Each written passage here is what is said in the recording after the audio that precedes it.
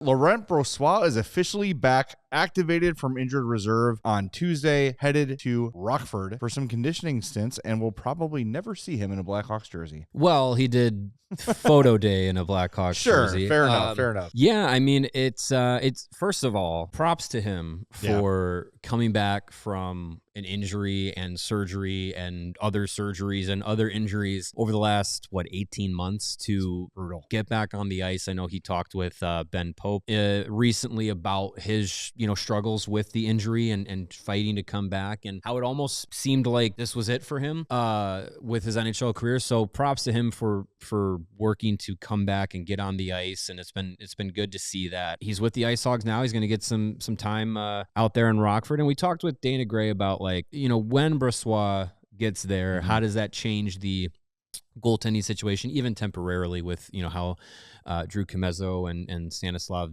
Berezhnoi had been playing. I doubt it's going to really hinder Comesso's playing time. If anything, I would kind of assume that they would try and keep things as even as possible. He's been really, really good. He's kind of just carried over the play that he had to end that last season. He just had a great end of the regular season and rolled into playoffs, and he's kind of just picked up where he left off. And when I came into this year thinking, okay, this is the year that Drew can play a full pro year at the level that he knows he can play at. I think everyone's pretty professional, and Brossoit is going to come in, and it does seem like, as reports from Elliot Friedman are, that he's been granted permission to seek other trades from the Hawks, and basically they're going to work on that together to give him an opportunity to be in the NHL.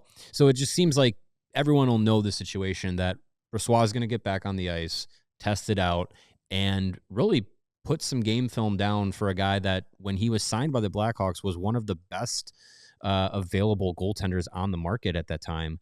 And we had aspirations that him and Peter Mrazek would be 1A, 1B, and that he would actually be pushing Mrazek at that time to be the starter. So I'm very intrigued to see how he looks, and then how that is going to translate to NHL team interest. Well, that's the thing, is there's no shortage of NHL teams that need goaltending help. Oh yeah. However, how many of these teams are going to be willing to say, you know what, Laurent Brossoit 18 months ago looked like a really good goalie, but it felt like the 17 months since then, it's that his career was going to be over. So we talked about it a couple days ago on the show. Hawks fans should be tempering their expectations on a return. It could be future considerations. It could be a late round pick. It could be any number of things, but it's not going to be a lot. No, because he's making $3.3 million. Even if the Hawks eat half of it, maybe you could expect a little bit better of a return. But this is more about the Hawks saying, look, man, it sucks it didn't work out here. We've had to make different plans because of your lack of availability. Spencer Knight's here.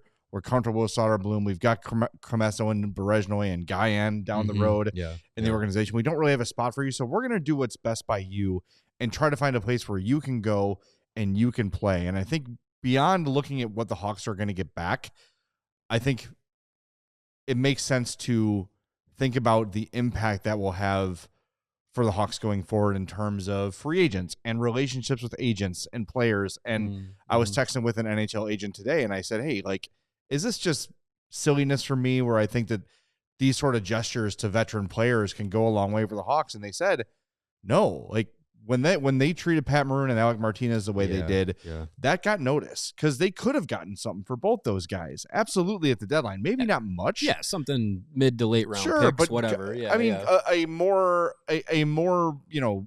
and look, they're not trying to win. Maybe if this is 3-4 years, they try to maximize whatever they can get. But at the time, Kyle Davidson said, you know what, let's keep these guys around to the end of the year. It doesn't hurt anything. We're still getting young guys in a lineup. And it allowed them to kind of go out on their own terms. They got their farewell tour.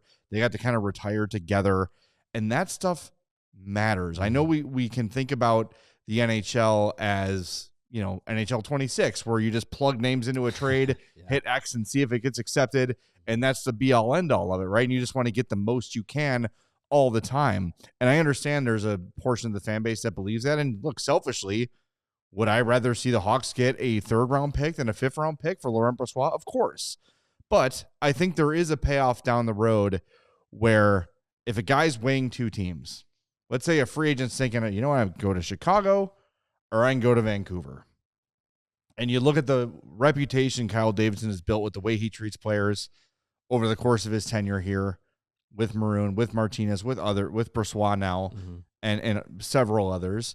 And you look at the train wreck in Vancouver, it can be the kind of thing that makes a really big decision fall in your favor. It may never happen. It might never happen, but I never think it's a bad idea to do right by the player, especially a guy who has done everything he can in Laurent Brossoit to work his way back to become available. He very could have easily said, you know what, thanks for the money. I'm going to ride off into the sunset. I'm not going to play this year, and then I'm going to get myself ready for free agency next year. Instead, he worked to get back this year to become available one way or the other, and now he's going to get an opportunity to play somewhere in the NHL this year. I didn't think we'd ever see him play again. So, like you said, props to him.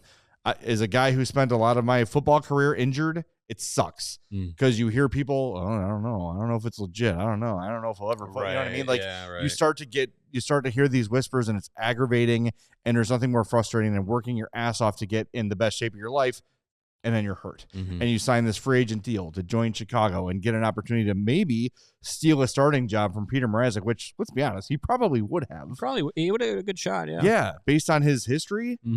It doesn't happen. He works hard to get back. He's back. So I just hope that Laurent Brossoit can land somewhere where he's going to get an opportunity to play. Well, where could that somewhere be? I'm looking at it right now. Yeah. There's a couple teams in the playoffs or in the hunt that are buns in net right now. Sorry, I did that when you were taking a drink, but it's good stuff. Obviously the Edmonton Oilers, they're last in the league in team goaltending, team save percentage, and is that good? Stuart Skinner and Calvin Pickard are not. I don't think you can go into the playoffs again with that group. You can if you make the playoffs. Good luck. So it's been said like they're not going to make a lateral move in net. Like Brossoit would have to blow the socks off of people to say like, oh yeah, that's a guy to go with. So I don't know if Edmonton is going to go that way. But another team that's trying, Detroit, and they're laying their hopes on Cam Talbot and John Gibson. I think if Brossoit shows you anything decent, that would be a team that I think would be interested in looking at him. And also in the Eastern Conference, another team trying to be in the postseason, get back there. We've been talking about like, oh, look at this young team on the rise, and now they're fruits of their labor. Montreal, Sam Montembeault and Jacob Dobes are not great. Yeah. And I don't know if you can rely on them to carry you into the playoffs the way that they've been playing. So that could be a landing spot. I think the two you mentioned, Montreal and Detroit, make sense because they do have a backup plan. I think if he was to go to Edmonton, it is like, come and save it and be our starter, where Detroit and Montreal can say, we've got someone we're somewhat comfortable with as a starter in Montembeault and in Gibson, but maybe, just maybe, Laurent Brossoit returns to form and can solve a puzzle piece for us in a couple months. We'll see. I would imagine it happens pretty soon. I would imagine 2 or 3 starts in Rockford, maybe, before this thing gets done. So we'll see. Something to keep an eye on in the coming days. Yeah. Where will Laurent Brossoit end up?